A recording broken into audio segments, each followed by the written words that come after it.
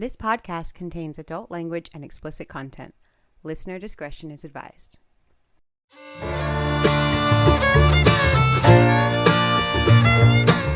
Hi, I'm Grant. And I'm Erica.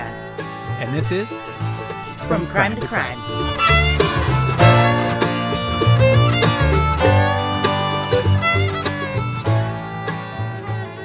Welcome back to From Crime to Crime. If you're just joining us, I have some bad news for us. Crime Dogs is actually copyrighted by McGruff the Crime Dog, and I completely forgot about him. So, Erica, you won this round. Yep. And it looks like I'm winning the current round because Cadaver Dogs is being voted down as we speak. We did get a couple of suggestions. We heard Crimies a couple of times, and we heard Crime Hounds. So, if you like either of those, go to our Instagram, From Crime to Crime, and vote. So this week's episode takes place at the same time of last week's episode of Kristen Smart in 1996. Yeah, we'll get out of the 90s at some point, but talking about Kristen Smart last week, we talked about how those were the cases where we learned a lot of what we know now about cases, about how you don't have to wait 48 hours and all those like really important things. And it got us thinking about the Amber Alert case and how the Amber Alert system was based on a case that happened, a real girl. Everybody may not know the story of Amber Hagerman. So let's just jump right in. January 13th, 1996, Amber Hagerman was 9 years old. She and her brother Ricky, who at the time was 5, went with her mother to their grandparents' house in Arlington, Texas. And from what we know, it sounds like they went there a lot. The kids kept their bikes there. They knew the area really well. And so they went over to Grandma and Grandpa's and asked, hey, can we ride our bikes? Mom said, yeah, but stay on the block. Okay, don't go off the street. But they didn't listen. Because it was 96. Everybody in every town in the entire world back then would ride their bikes all over the place. I remember we had little places that we would ride our bikes, and it didn't matter if it was right on the same street or if it was 7 blocks over. Our parents had no idea where we were. Let's see, I would have been 9 years old in 96. Mm-hmm. And I had a little more freedom to kind of ride around more than I would have given my son at 9 years old. So it definitely was a different time where you could kind of... Well, it's because of this case. It's because the jackass in this case ruined it for the rest of us, and now we can't go ride our bikes down at the abandoned Circuit City. Back then, Circuit City was still open, though. We could ride our bikes to the Circuit City. That's true. I was just trying to think. The only thing abandoned that I know where we live is Circuit City. But you're right. Circuit City was legit back then. Oh, man. Circuit City was so cool. I remember walking in there and just seeing all the... And I remember when it closed, too, and how sad I was about it because I wasn't going to be able to buy my electronics there anymore. How stupid. You're not going to be able to buy some super cheap aftermarket radio for your car? That was exactly what I was thinking of right now and what I was thinking of as a kid, because remember they used to do it in the back? Yeah, they used to install them and everything. Oh, yeah, I used to think that was the coolest. But then you always had some boyfriend who was like, no, don't pay them $20. I can do it. And then he always did it wrong, and it was a big deal. Maybe. I don't know. I didn't have a boyfriend, and I don't know how to do it, so I'm not sure. But Circuit City was the coolest. Yeah, it was. Anyway, all right, so getting back to the story. Amber and Ricky rode their bike 2 blocks away from their grandparents' house, which they weren't supposed to do. They ended up in an abandoned Piggly Wiggly parking lot. Yeah, Piggly Wiggly. Who names these things? I don't know. Like, how do you work there and be like, hi, welcome to the Piggly Wiggly? Like, I don't know. How do you sign? Hey guys, I just put in my application for Piggly Wiggly. Oh, great. That's a Minnesota thing, I think. I wonder what you know about that. No, I don't know about that. But I wonder what their uniforms are. You think they're pink? I imagine that they're pink and they have to wear overalls. Those overalls with the shorts even. I can see that. Okay. So they're riding their bikes at the Piggly Wiggly. So they go back to the Piggly Wiggly, and they have loading docks in the back. And they have these loading docks that made to be really cool makeshift ramps. So the kids are over there riding their bikes up and down. Ricky goes back to the house. He's over it. He's tired. He goes, hey, I'm out. But Amber wanted to stay. So Ricky leaves. But when he gets back to the house, parents and grandparents send him back to go and get her. Yeah, but by the time he gets back to the parking lot, she wasn't there. Just her bike was on the ground. So he skedaddled back to his grandparents' house. But in the meantime, a neighbor who lived behind the Piggly Wiggly grocery store, his name was Jim Kevill, was in his backyard, and he saw Amber riding her bike around, and he saw a blue or black pickup truck pull up and grab Amber, and she was kicking and screaming, and he put her in the truck and drove off. So this guy immediately ran inside and called the police, and it was 3:18 p.m. Real quick, hang on, real quick.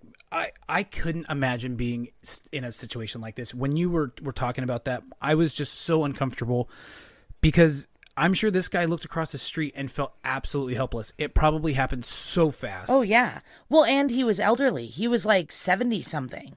So it's not like... 78. Yeah, so it's not like he could have ran after the truck. Right.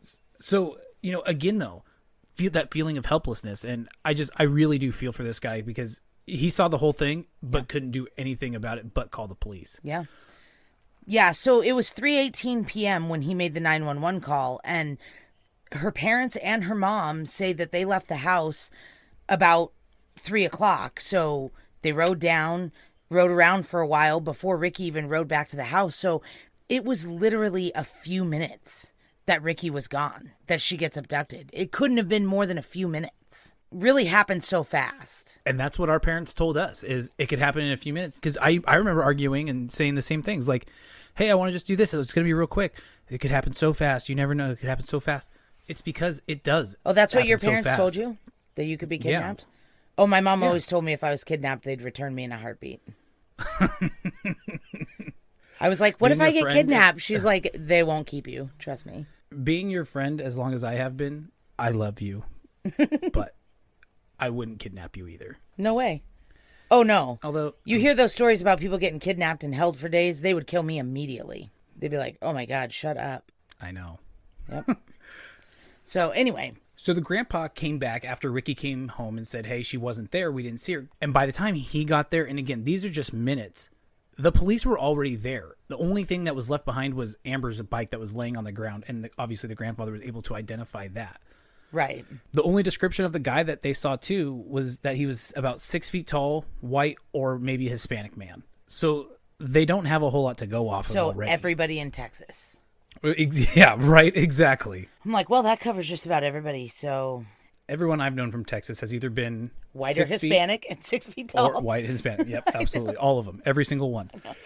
I'm like, was he wearing boots and jeans and a belt, too, or did Cowboy he have hat? ears? Did he have a dip in and a 6-shooter on his side? Yeah. No, we're not making fun of Texas. No, it's just everything stereotypical of Texas. Yeah. So, anyway, they had nothing to go on. The entire Arlington area is searching for Amber at this point. And incidentally, the local news station happened to be filming a documentary on Amber and her family for it was a segment about transitioning from welfare back into the workforce. And Amber's mom, Donna, had been in these job training classes through the state at the time. So they had a ton of video footage of Amber, thankfully, that they could plaster all over, the news stations and all over the town. Which I really think helped everybody relate more. Like it kind of... Yeah, I think so too. It brought her to life and it made you feel like you knew her. I agree. I mean, I think that everyone's hearts go out for a 9-year-old girl anyway, but when you're able to see a video of them, it really does bring them to life and make them, more human than they already are. It was 4 days that this search went on, and finally there was a man who was walking his dog near a creek bed by his apartment complex when he discovered the body of a little girl. She was completely naked except for one sock. Ooh. That's so hard.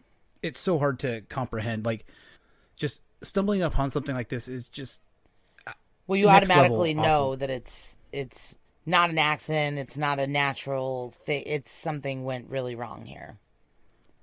So, I just imagine I would freeze and oh my God, like one of those things where it's just I don't know what to do. Like, you never expect to be in that kind of a situation. Yeah.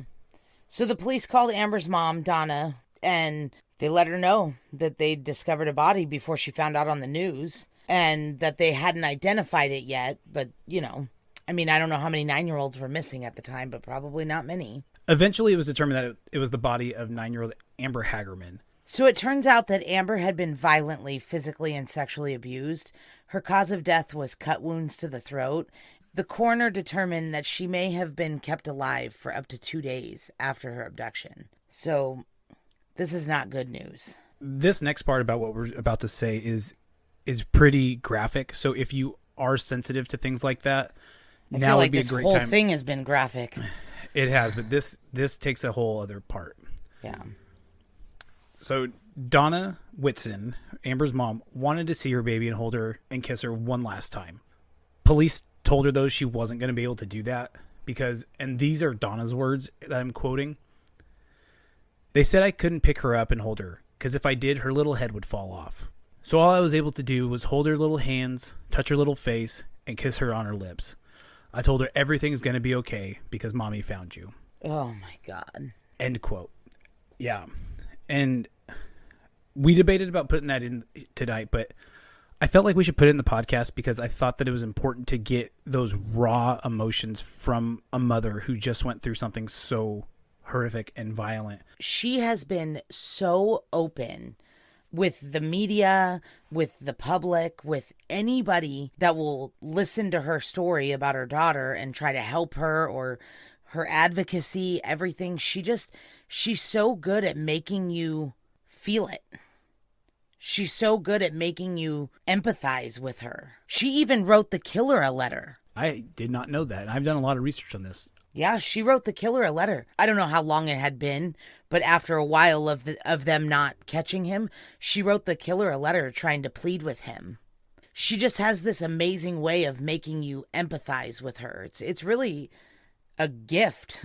I mean, I don't know. Obviously, it's helped because we'll find out later with all the advocacy work she's done. It's really been a thing. Yeah, absolutely. She's made the best out of an awful situation, if you will. Oh, yeah. And like we said, we'll talk about that more in a minute. Yeah, so going back to when they found Amber, obviously the whole community was devastated and everybody wanted answers.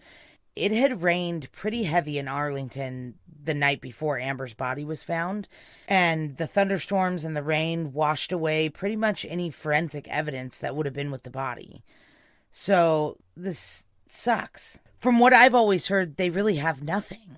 That's kind of what I've heard too, is that they don't have much to go off of because it was all washed away. So they're kind of starting at zero and hoping for the best. And I don't think there's been any similar cases in the area to go off of either. There was one, but it was not of a child. She was an adult. She was like 18 or 19, and she was also found naked with one sock and her throat cut. But she was an adult, and so I don't know if victimology is a factor. If I remember right, because I do, now that we've talked about it, remember hearing something similar. I believe that man was in jail at the time of this.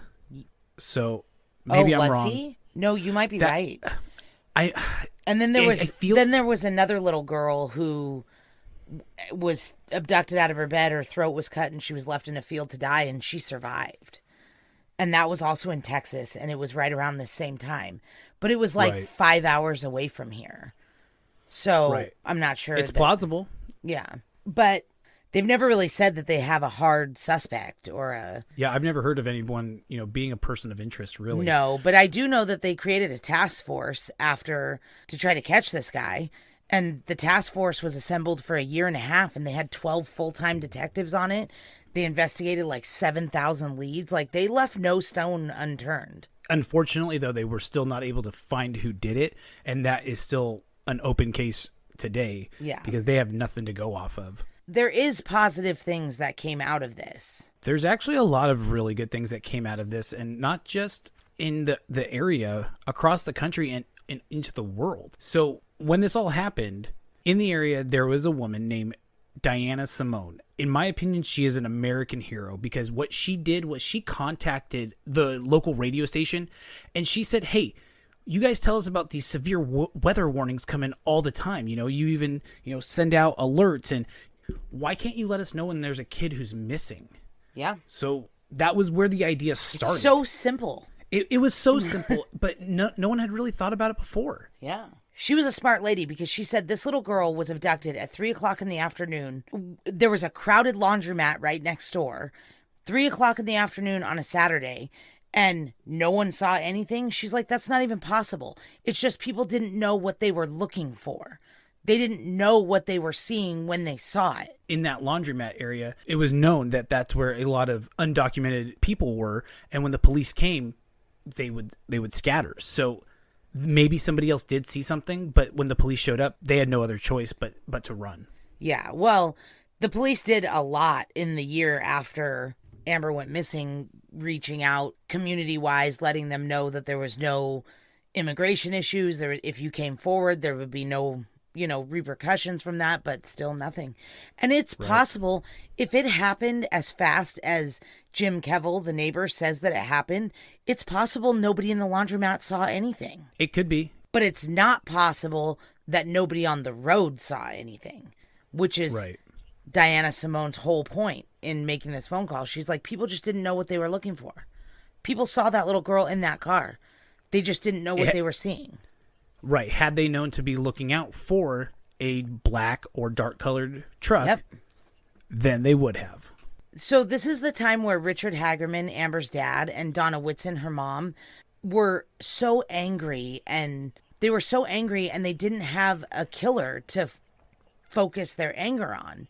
So they needed to turn it into something constructive and positive. And so they really started to rally and campaign for stricter punishments for sex offenders. Richard Hagerman even started a group called PASO and stood for People Against Sex Offenders. And in June after Amber's murder, Richard and Donna went to D.C. to testify in front of Congress, and they were lobbying for like a national database for sex offenders. And obviously that's something that we have now. That's something that, because of what happened to them and their family. And other families. There was other victims' families that pushed for that too. Right. The Class family of Polyclass. Right. A whole bunch of families. Was very much involved in that as well. Yeah, as long as with some other families as well. And then in October, they were invited to the Rose Garden at the White House where President Clinton signed the sex offender bill into law, which is what they went to Congress to lobby for. Yeah, thankfully we have that now. Obviously, too little, too late, but it's here now, and that's really the important thing. Yeah. Texas led the charge in this, and they created the first ever Amber Alert system. And this was a way for police and broadcasters to be able to talk to each other and let the communities know what was going on. And that's in a timely manner. In a very fast, timely manner. So it was super slow at first, though. By 2001, which is 5 years after Amber, only 4 states had Amber Alerts. And the Amber Alert obviously is inspired by Amber Hagerman, but it actually stands for America's Missing Broadcast Emergency Response. In 2002 is when it really started to heat up because they held the first ever White House conference, and President Bush ordered the Attorney General to appoint the first Amber Alert coordinator, whose name was Deborah Daniels. And by April of 2003, President Bush signed into law the PROTECT Act, which laid out clear guidelines that other states could follow. And by February of 2005, Hawaii was the 50th state to adopt the Amber Alert. All right. So between Way to go, Hawaii. 2002 and 2005, everybody got on board. Yeah, everybody jumped on this, and there was no messing around. Like, it worked, and it worked very well. Right. So in 2005, the cell phone companies and the DOJ teamed up to come up with a way for people to opt in to Amber Alerts on their cell phones near like where they lived if they wanted to. And then in 2007, NCMEC got MySpace on board, which I imagine they made them their top 8 friend right away. Dude, when I read MySpace, I was like, oh, wow, that was like a blast from the past. So in 2008, the OAA, that's a lot of A's. The Outdoor Advertisers Association of America, which I'm assuming is like billboards and those road signs, they got on board. I didn't know they had their own association, though. Yeah, I guess. I would never. I'm not going to Google that. So. Yeah, if it's not right, someone tell us about it. Yeah. You can send it to our email from crimetocrimepodcast@gmail.com. By 2009, all 50 states, D.C., Puerto Rico, and the U.S. Virgin Islands all had the Amber Alert. And Canada and Mexico have also adopted the Amber Alert system. By 2011, Facebook finally pulls its shit together and gets on the train. And not far behind, 2012, Google wakes up and implements Amber Alerts into their public alert system. By January of 2013, the wireless emergency alerts go into effect. So on your cell phone, when you're somewhere and it just goes off. You don't have to opt into it anymore. It just goes off. Right. And that went into effect in January of 13, and by February, it already saved an 8-month-old baby's life. So it worked. It's already worth its weight in gold. It saved one. I'm willing to get an Amber Alert blaring at my phone at 2 a.m. Oh, absolutely. Have you ever been in a public place when an Amber Alert goes off? Yeah, everybody's checking their phones. I was at the DMV one time when one went off. It was the scariest thing. It sounded like the world was ending. Oh, I bet it did, especially at the DMV where the world Because is ending. everybody's phones are like kind of different and not at the same time. And, you know, it was sketchy. Twitter in 2013 also created an Amber Alert page. So they're rocking and rolling on in there as well. In 2015, Waze jumps in. Then Waze is a traffic app for those who don't know. And that includes Amber Alerts. And we said the Amber Alert's working, and it is. Yeah. And so at this point, there's Amber Alerts everywhere. I don't know that there could be an Amber Alert that goes off in your area and you miss it. They've done such a good job at disseminating that information quickly and as broadly as they can. And unlike U2 putting their album on our phones, we want this stuff on our phones. We're happy to know that gosh. kids are coming. I forgot about that. I was so pissed about that. U2. We were all like, pissed what a bunch of about it. jerks that think everybody wants to hear their stupid songs. It's like, they're like, well, it's free. It's like, it's garbage. That's why it's free. It's taking up space on my phone. Delete. And it's, So, YouTube, Bono. yeah, unlike Stupid Bono. fucking sunglasses. I'm sorry if you like U2. I can't handle it. By the way, we may not agree on politics or the death penalty or pretty much anything, but I think we can all agree that U2 is terrible. I agree U2 is terrible. Okay. I know people who will disagree with us, and hopefully they'll go to our Instagram at From Crime to Crime and leave us some comments and tell us about it. But No. and Florida Georgia line. Oh, fuck them too. Yep. Amen. So, dude, Get outta have you heard that photo commercial with Nickelback?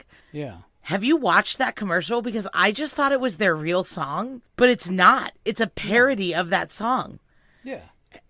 It's hilarious. He talks about how his hair looks like ramen and why does everybody hate them? I know everybody hates Nickelback though, but yeah, it's totally funny. See, now that's one thing I can get on is I like Nickelback, and I will admit it. I'll be the first person to publicly admit I like Nickelback. Actually, I did see Garth Brooks say he liked Nickelback once, but I'm still not sold on that. I think he was just saying it because he felt bad for them. Okay, well, here's what I think. They sell a lot of albums, so Yeah, somebody likes them. more than just me likes Nickelback. Let's find You it. too doesn't sell a lot of albums. They just give them to you. They have to give them to you for free because you won't buy them. Yep. Maybe we should do an Instagram poll on U2 or Nickelback. All right. When we air this case, I will make an Instagram poll at the end of it for people who like U2 or Nickelback, and we'll see who likes which shitty band more. No, Nickelback is not shitty. Oh, that's right. You think that. I forgot. Okay. They're just Canadian. I have family in Canada, so I'm very happy with the Canadians at all times. I can't believe that you're going to ruin your music credibility by saying how much U2 sucks and then say how much you like Nickelback. None of that makes any sense. Hey, I'm eclectic. That's one way to put that, yeah. I don't know why Nickelback got such a bad rap. I don't know, but when they did, they really took it right on the chin. Like, just everybody piled on them. All right, let's get back into this Amber Hagerman case. Investigators have worked tirelessly for years on this case, and it hasn't gone anywhere. They've investigated over 7,000 tips and leads, and they've come up empty-handed every single time. And like you said, there was even that task force that was created over a year and a half, and with 12 different detectives working full-time on the case, they still weren't able to find anything. There are no real suspects, and for years, it's been assumed no evidence except for that one eyewitness. Until January, because in January of this year, at the 25th anniversary of her murder, the Arlington police had a press conference, which Donna was there and the mayor and a bunch of people, and they said that there's new technology that might give them the ability to enhance the DNA profile that they have. And I was like, wait a second. Yeah. Okay. I thought we didn't have anything. But he said they've been checking every year on new technology and new things to re-go over all their evidence. And he says that this year's the year. The police and the investigators said that there's new technology, that this could be it. I'm literally staring at my computer screen. I'm like yelling. I'm like, yes, this is it. We're ready for it to come out, but we have no idea when it's going to come out this year, what they've found. It could be next week. It could be December 31st, 2021. We really have no idea, but or by other cases, it could be never.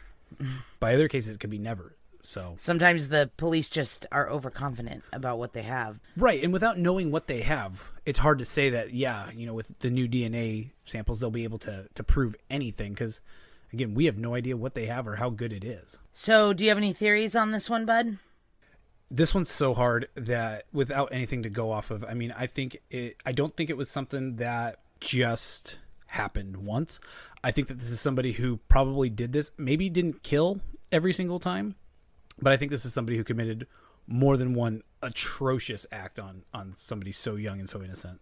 Yeah. What about you, Erica? Do you have any theories or ideas? You seem to always have something boiling in the head of yours. Oh, I got a lot of theories and ideas. I don't know. It could be somebody that did this once, or it could be somebody that did it once and then was arrested or killed or moved out of the country.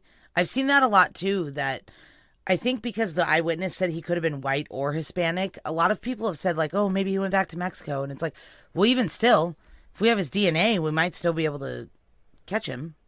Yeah. Like, I don't think it matters if he's in another country. And we can extradite from Mexico, so come on over. Can we? I don't know, probably. I feel like you just said that, and I don't know if that's true. Well, I did just say that, but I just assumed because it's usually really hard to get Americans back from Mexico if they wind up in jail down there. So I don't know. I don't really have any theories. There's not a lot to go on except the eyewitness description, and we know how reliable eyewitness descriptions are. Like, I'm not saying that guy was lying or anything, but they're just, when you witness a traumatic event, your brain doesn't work the way it does when you're just looking at something that isn't traumatic. Right. It happened so fast that who knows? Right. Like this guy said that he thought that it might have been a Ford. Well, it's like, this guy was a 70-year-old guy in Texas. You're telling me he didn't know the brand of truck? I guarantee you he knew the brand of truck. But it was such a traumatic thing that he was seeing, he didn't put it all together, Right. So, I don't know. I don't know how reliable that description is. And even if it is reliable, it's so generic. That's not going to get us anywhere. No, it's not. I mean, I'm close to 6 feet and a white guy. So, right? I mean, luckily I was only 9 when that happened. But, yeah, it could. This is a podcast and nobody can see me. So I could say I'm close to 6 feet too. That's true. You are very close to 6 feet on the short side. What do you mean on the short side? Yeah, you're on the short side of getting to 6 feet. You're on your way. It's just I'll get there. You're at the bottom of the hill. You know what I mean? But like you're on the you're no. You're climbing. I'm halfway up. I hit a growth spurt since the last time I saw you. Quarantine, man. I'm gonna see you this weekend.